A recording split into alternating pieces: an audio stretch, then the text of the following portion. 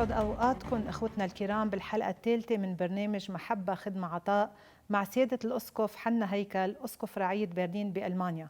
بشرفنا وجودك معنا سيدنا بالحلقة الثالثة، أهلا وسهلا فيك سيدنا. بالحلقة الماضية نحن حكينا شوي عن أي عطاء مقبول أي عطاء غير مقبول، حكينا عن حدود العطاء، هل في حدود للعطاء ولا لا، هو مثل ما فهمنا هو عطاء القلب، وكملنا بعدين أنه كيف ممكن يكون عطائنا هو حسب الوصايا الإنجيلية.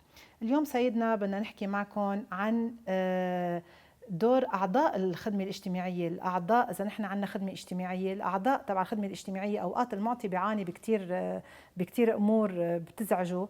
بدنا نحكي معك عن دور الكنيسة. بدي بلش بأول جزء يلي هو أعضاء الخدمة الاجتماعية يلي بيشتغلوا بهالحقل أو المعطي يلي عم بيعطي. بكتير أوقات سيدنا بنحس إنه الإنسان يلي عم بيعطي بيعيش حالة من المعاناة، بيعيش حالة من الألم، لأنه بحس أوقات إنه في كتير قدامه عالم هي بحاجة وهو منه قادر يساعد الكل.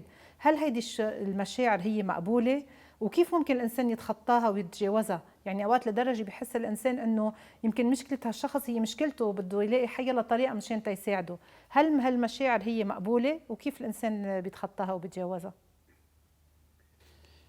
بداية حلو الشعور انه واحد يحس انه هالمشكلة مشكلتي. هالكلمة اللي ذكرتيها حلوة كتير، انه يوحد نفسه مع الشخص، يحط حاله بمحله، انه بجوز كون انا هيدي مشكلتي. وهيدي بتنقصنا كتير مرات، نعم. بتنقصنا بكتير محلات، انه في شخص يحط حاله محل هالناس، يفهمون، يوحد نفسه معهم، ولكن إلى حدود معين. إلى حدود معين. يعني بدي أعطي شغلة، خلينا نقول من هون لهون حدودي كبشر ساعد، هون تنتهي حدودي. أنا بعمل شغلي قد ما في لحد هون، من هون وبالرايح بدي أتركها على الله. بدي أفهم أنه بالنهاية الله هو اللي بحل المشاكل. صحيح. نعمة ربنا هي اللي بتحل المشاكل الروحية والمادية. نحن كبشر بنعمل شغلنا. إذا بيعتقد الإنسان أنه بقوته ممكن يحل كل المشاكل، بده يقع باليأس، لأنه منه هو قادر على كل شيء. صحيح. الرب هو القادر على كل شيء. لهيك إلى حد ما الشعور حلو لازم يكون موجود، ويهتم الإنسان هيك، أنه في عندي هم، في عندي شخص بدي ساعده وعم بيموت جوعان كذا. بس إذا ما قدرت ما يوصل لليأس، بتكون مشيئة ربنا. اتركوا على ربنا، ربنا بيلاقي الحل. يعني دق الباب وربنا بيفتح. اسمحي لي هون ارجع لمثل الخمس خبزات والسمكتين اللي ذكرته بالحلقه الاولى. لما اجوا التلاميذ لعند يسوع وقالوا له الناس جوعانين، خلي يفلوا يعني خلينا نروحوا، قال لهم طعمون انتم. قالوا له ما عنا الا سمكتين وخمس خبزات. قال لهم جيبوهم. شو المقصود من الحكي؟ حكينا مشكلتنا لربنا، اهتمينا للموضوع، وجبنا شو عنا. نعم. وهو عمل شغله بعدين. لو ما نجيب اللي عنا ما بارك شيء، شو بده يبارك؟ الهوى. علينا نحن نعمل اللي بنقدر عليه، والباقي تركيه على ربنا وهو بحل. صحيح. يعني من أهم الصفات للإنسان المعطي أو للي بيشتغلوا بهالحقل هو يكون عندهم اتكال على ربنا، تماما يقدموا اللي تماما عندهم. تماما. إذا بدنا نحكي عن الصفات هلا هذا موضوع آخر يعني. معلي أنا بحب أسألك سيدنا عن الصفات أو عن الروح المسيحية يلي لازم يتحلى فيها الإنسان يلي بيشتغل بهالدومين بهالمجال. إيه يعني هلا بحكي من خبرتي أنا، لأنه صار لي فترة مع مجموعة من الأشخاص. أه أنا شخصيا واللي بيشتغلوا معي بنشعر مرات بالتعب، باليأس. أو في شخص مثلا قال لي ماني قد الحملة، كان صريح يعني.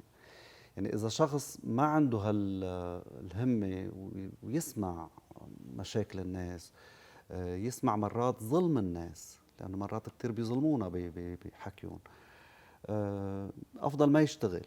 يعني يكون صريح ويقول لا. وخاصة أنه نحن ككنيسة انطاكية ما بعرف هيك، بس بحكي عن أبرشيتنا، ما عندنا حدا بيتقاضى أجر طبعا. بالخدمة طبعا. الاجتماعية، كلهم مجانا يعني. متطوعين. متطوعين بالكنائس الكاثوليكية والبروتستانتية برا، عندهم أشخاص متخصصين يعني، وبينتقوا اشخاص دارسين هالمواضيع هذه. نحن للاسف ما عنا اياها.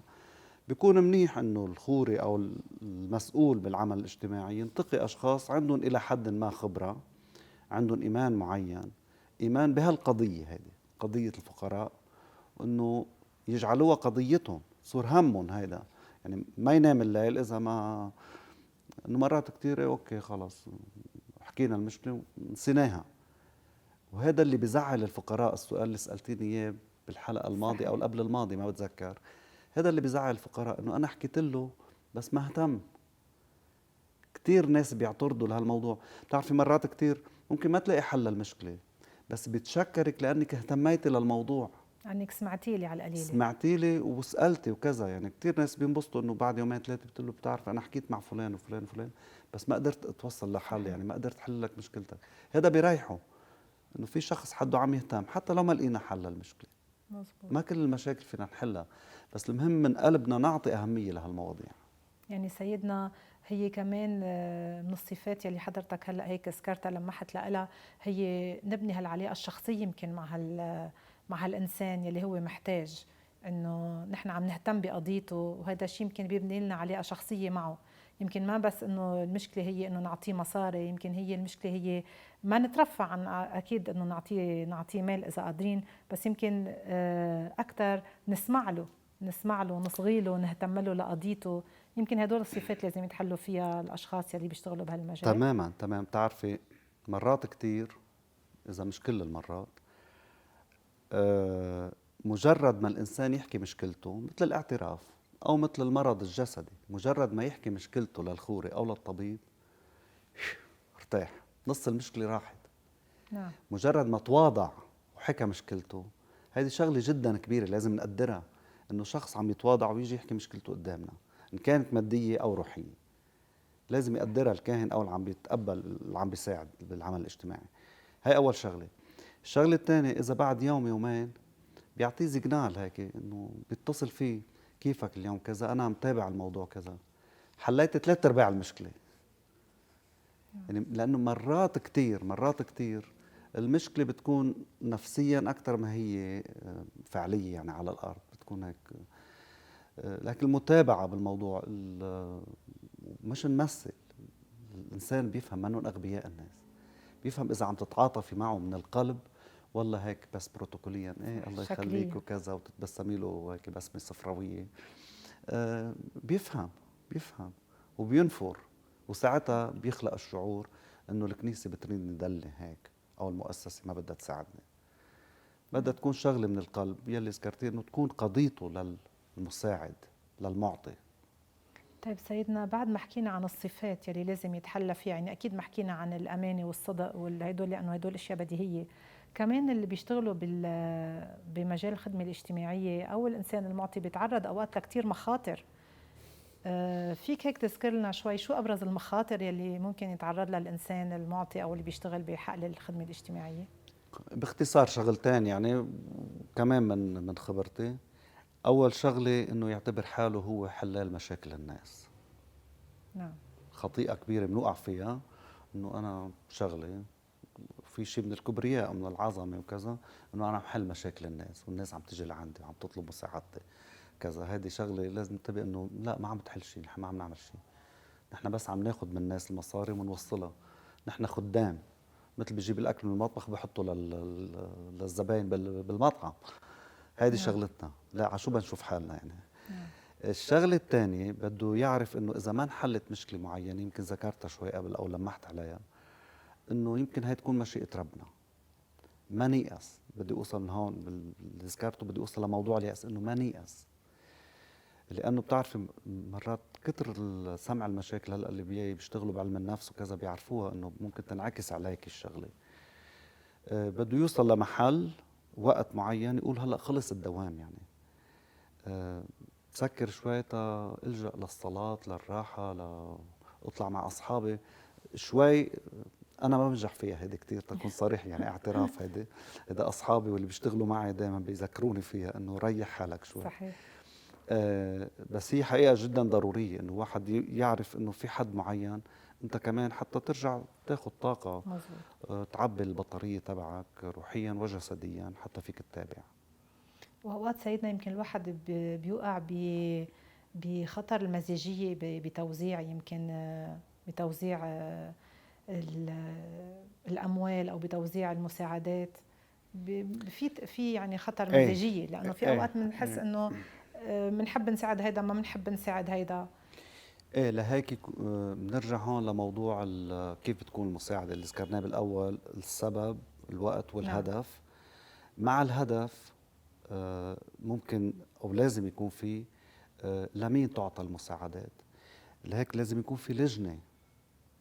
إذا بدك، طالما عم تسألوني دايما عن خبرات شخصية، الأمور يلي لها علاقة بأشخاص اعترفوا عند الكاهن لازم الكاهن لوحده يقرر. هلا الامور اللي لها علاقه بمشكله عامه شايفينها كل الناس، مفروض يكون في لجنه. يعني اذا صار حريق لا سمح شيء الله عام بضيعه يعني. معينه واحترقوا كذا بيت، بده يكون في لجنه هي تقرر نعم. مدى الاضرار بكل محل، مش الخوري او المسؤول لوحده يقرر. بس اذا مشاكل خاصه، يعني في كتير مرات بيضطر الخوري يقول او المطران معلش اسمحوا لي انا بعرف الوضع، معترفين عندي، ما في لكم، ما نعم. في اتكل على رأيكم، نعم. أنا بقرر إذا بعطي أو ما بعطي أو بدي أعطي. سيدنا بمجال كمان المساعدات وهيك، بحب نفتح شوي موضوع دور الكنيسة. يعني نحن من محبتنا لكنيستنا وبنعتبرها هي أمنا، وهي يلي نحن عم نتربى بأحضانها. هيك بنحس إنه في أوقات عنا شوي يمكن عتب، ما عم نحس إنه الكنيسة عم تكون واقفة مع المحتاجين أو مع الفقراء، أو عم بيهتموا يمكن ببناء الحجر أكثر من يمكن ما عم بيهتموا بالفقراء وبالمحتاجين. أو إذا لقينا مساعدات يمكن بنلاقيها على مستوى أفراد أو أساقفة، ما عم نلاقيها على مستوى أبرشيات. يعني الأبرشية الغنية ما كتير بتساعد الأبرشية الفقيرة، وهذا بنلاقيه حتى على صعيد الرعاية. رعية غنية ما كتير بتساعد الرعية الفقيرة، كل واحد عم يكتفي بحاله. أو إذا بدي لك أكثر من هيك، يمكن نفس الرعية الجمعيات كل وحدة جمعية بتشتغل لحالها. بقى ما بعرف شو ممكن يكون دور الكنائس او الابرشيات اللي برا هلا اليوم، يلي هي يمكن شوي مرتاحه وضعها انها تساعد الابرشيات الموجوده بهالمنطقه، يمكن بلبنان وسوريا وبهالمناطق. قديش أنت مزعوجة حتى طولتي السؤال هالقد وطرحتي كذا موضوع. آه، منين بدي بلش هلا؟ خلينا نبلش على مستوى الكنيسة، إذا عم بتساعد أو ما عم بتساعد. ذكرت بعتقد بالحلقة الماضية نعم، لمحت أو شوي لهالموضوع. لمحت للموضوع إنه في كتير أمور عم بتصير ما ضروري تعلن. يعني في مؤسسات، في أبرشيات من الخارج، في رعاية، في كنايس هون عم بتساعد. عمل حركة الشبيب الأرثوذكسية يعني اللي عم بتعامل معهم، مثلا موضوع الحصص الغذائية بمركز طرابلس، المركز الصحي ببيروت. ببيروت، بجبل لبنان، مديرية الإغاثة الأجوب بالبطركية، عم يعملوا أعمال جبارة. يعني حقيقة ما ضروري يصرخوا العالم ويقولوا نحن بس، في ناس كتير عم تستفيد وعندها ضمير وعم تشكر على الموضوع. هلا ذكرتي موضوع الحجر والبشر، اذا بنساعد الحجر نعمر الحجر او لا. بتعرفي كل ابرشيه عندها تاريخ معين، وبالتالي عندها بلان، عندها بروجرام، هيك برنامج معين، هدف معين. مثلا تنقول ابرشيه الارجنتين حاطين هدف، بدهم يشتروا مركز داير وعم بيجمعوا مصاري لهالمركز. كل هم المطران بيكون بهالمرحله هيدي والمعه انه يجمعوا مصاري لهالمركز. يعني هي مفهومه، نفهمها وضروريه. صار لا سمح الله كارثه معينه بالارجنتين او بغير الارجنتين، بيضطر او مفروض ولازم يضطر المطران مش يلغي المشروع او الخوري، يأجلوا يمكن. يأجل لمرحله معينه. هلا بعض المرات في بعض الاموال بتكون فايته مشروطه، يعني هذا مثل ما ذكرنا المره نعم. الماضيه نعم. انه هودي بده يروحوا لعمار الكنيسه او لشراء الدير. هذا المطران مضطر انه مجبور، ما بيقدر يتصرف فيهم والا بفوت على الحبس. بس في اموال تانية ممكن يتصرف فيها، يتنازل عنها. يعني بترجع لحكمه وتدبير كل راعي او كل مدير مؤسسه او كل مجلس مؤسسه، بهالفتره شو بنعمل. يعني في عنا برنامج، في عنا هدف، بس في اولويات. هلا بهالمرحله هيدي ما فينا نطلب من كل الابرشيات وقفوا لي كل مشاريعكم وابعتوا اكل وحليب ومعكرونه وعدس على لبنان وعلى سوريا. يعني بس فيهم يفعلوا او ينشطوا او ينشئوا جمعيات جديده تختص بهالموضوع هذا. يعني مش موضوع انه ينزلوا من البرج العاجي، ما في برج عاجي، كلنا مثل بعضنا، بس انه ما يهملوا اهدافهم وبرامجهم نعم.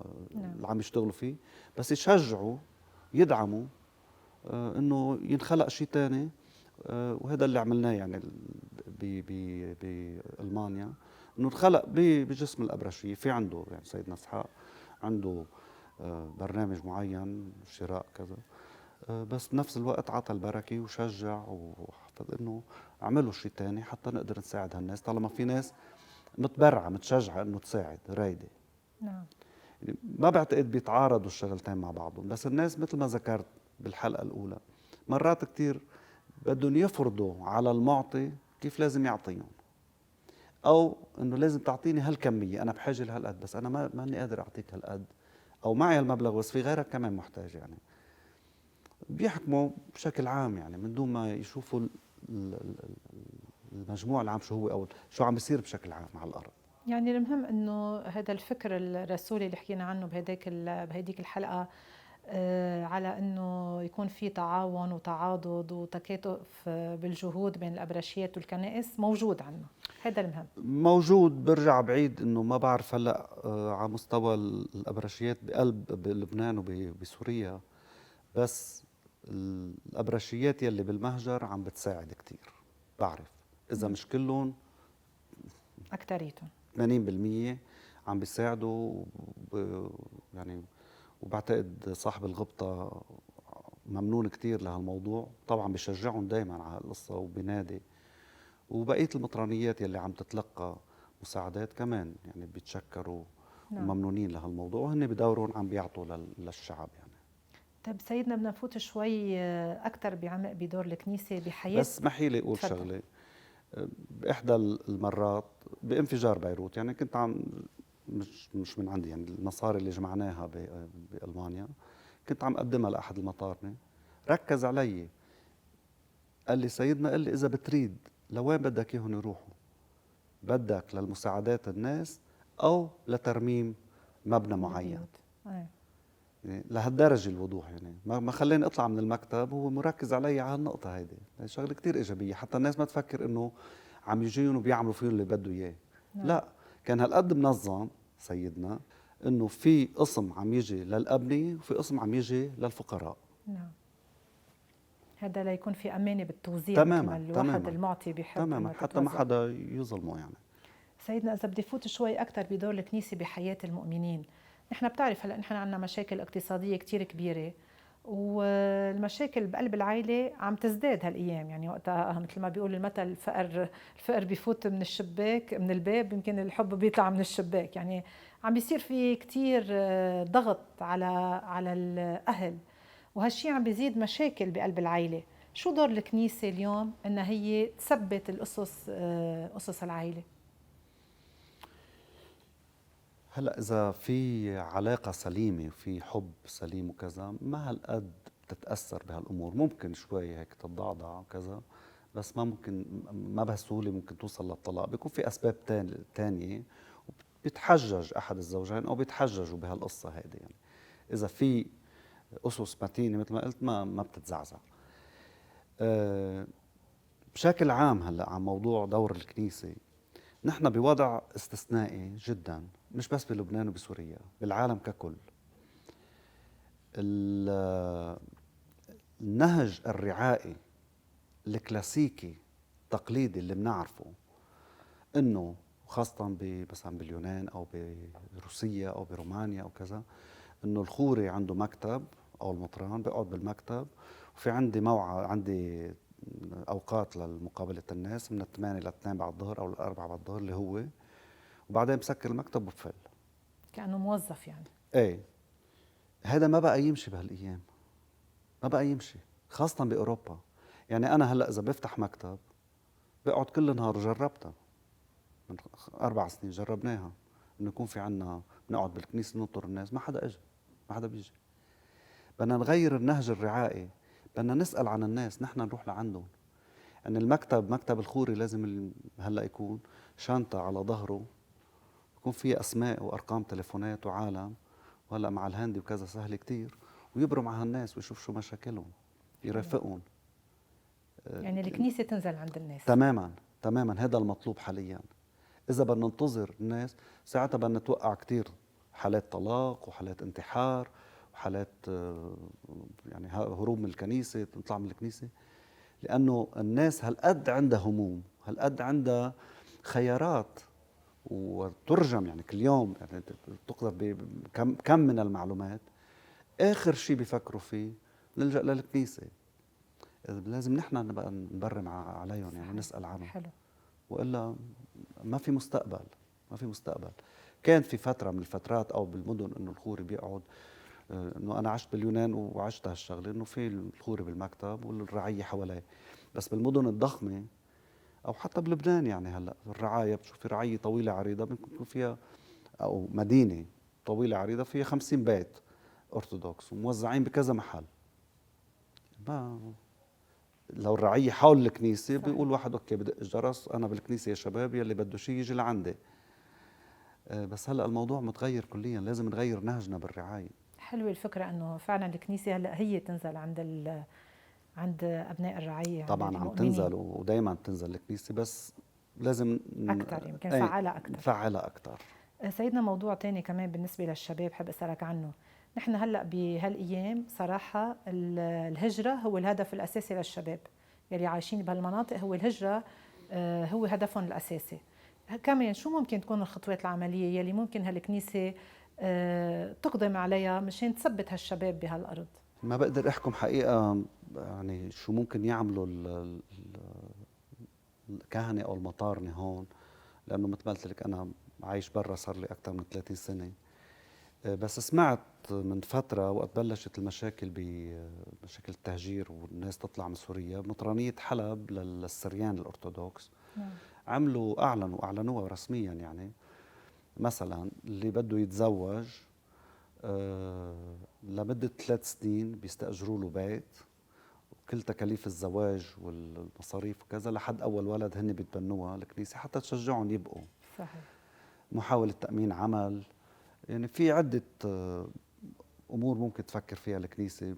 بتذكر وقت حرب الجبل يمكن إحدى المطرانيات قالوا انه منعمر بيوت، مننشئ مساكن للشباب باسعار رمزيه او بالكلفه بس حتى نشجع الناس صح. تبقى هون. في بعض المبادرات، بس مرات في امور خارجه عن ايد الكنيسه، يعني وقت اللي لأن الكنيسه منا وزاره الداخليه، منا الدولة. منا الدوله، يعني ما فيها تسدد كل حاجات الناس او تامن اعمال ووظائف لكل الناس. بتحاول بتساعد بالوسائل اللي عندها اياها.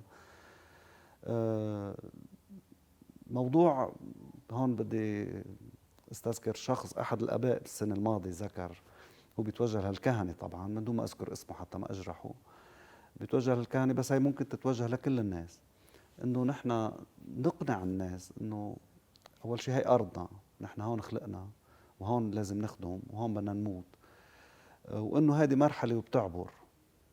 بس كمان مرات كثير بقول لك طب اولادي شو مستقبلهم؟ يعني ما كل صح. الناس عندهم هالايمان هيدي وهالقوه وهالشجاعه انه يقولوا بنتحمل وبنبقى هون. بالنهايه للرب الارض وكل ما فيها، يعني كل مساكن الدنيا بتعرفي. يعني الهجره اللي صارت من 1860 صحيح. والهجرات كذا كانت لنا هون او للناس وقتها شيء مريع يعني ومؤسف جدا، بس بالنهايه تبين انه هي بركه. تأسست لأنه أسست هالأبرشيات برا. بأمريكا وصار في عنا مطرانيات ورعاية وصارت مجال للبشارة، انفتحنا على العالم صحيح. الآخر صحيح. يعني. كل شيء له سيئاته. تماما تماما. سيدنا، في مثل صيني بيقول: بدل أن تعطي الفقير سمكة قدم له صنارة صيد. بدي أسألك، هل في تعارض بين الاجتهاد أنه نحن نطعم الجياع ونقدم المساعدات للمرضى وللمحتاجين، وبين الجهود يلي بنبذلها مشان نتبنى قضايا ممكن تعدل القوانين لنجعل هالمال مال الجماعة عند أقدام الفقراء. أي هون الأولوية؟ الأولوية إنه أنا أبذل جهود تساعد هالفقراء وهالمحتاجين، ولا أبذل جهود تساهم بإني عدل القوانين الموجودة حتى تصير تخدم الفقراء؟ لكن حلو كل واحد يعرف شو صلاحياته وشو قدراته. يعني إذا بتقول بطريركية أنطاكيا مثلا أو مؤسسة ضخمة كبطريركية أنطاكيا إنه نحن عم نشتغل لتعديل القوانين بهالاتجاه هيدا لمساعدة الناس وتوزيع المال على الناس بالمساواة وكذا، بفهمها لأنه عندها القدرة، أو يعني مؤسسة مسموعة ومعروفة وتاريخية. بس هلا إذا بيطلع شخص مثلي ماشي والله عم نشتغل على هالموضوع، مين أنت ومين بده يرد عليك؟ يعني بتكون عم تضيع وقتك على الفاضي. يعني لازم نكون واقعيين. صح. الحلو بالكنيسة إنه كل واحد يعرف موقعه. إن إحنا بنكون قاعدين هون نصير ننظر ليش البترك ما عمل هيك وليش المطران الفلاني ما عمل هيك. طب أنت شو عم تعمل؟ عمول شغلك مطرح ما أنت وكتير منيح، وهيك بتعمر الكنيسة. كل إنسان من المكان اللي هو فيه وبالمسؤولية اللي هو فيها يعمل شغله مزبوط بيكتمل البناء. بس بنلتهي مرات كتير بأمور ما بتعنينا أو خارج إرادتنا. ذكرت يمكن بالحلقة الأولى إنه هلأ بسبب اللوك داون والكورونا وكذا بيكتروا المتفلسفين، يعني بيتفلسفوا والنظريات. طب على الأرض شو عم بيصير؟ شو عم تعملوا؟ أنت شو عم تعمل؟ يعني بأمور سهلة جدا، يعني سهلة جدا. بيعملوا نظرية طويلة عريضة عن طريقة المناولة مثلا وهو ما بيتناول أو ما بيروح على الكنيسة. طب شو بيعنيك إذا ما زال أنت ما بتروح على الكنيسة؟ شو همك بالموضوع؟ هيك موضوع. حتى جاوب بالتحديد على سؤالك.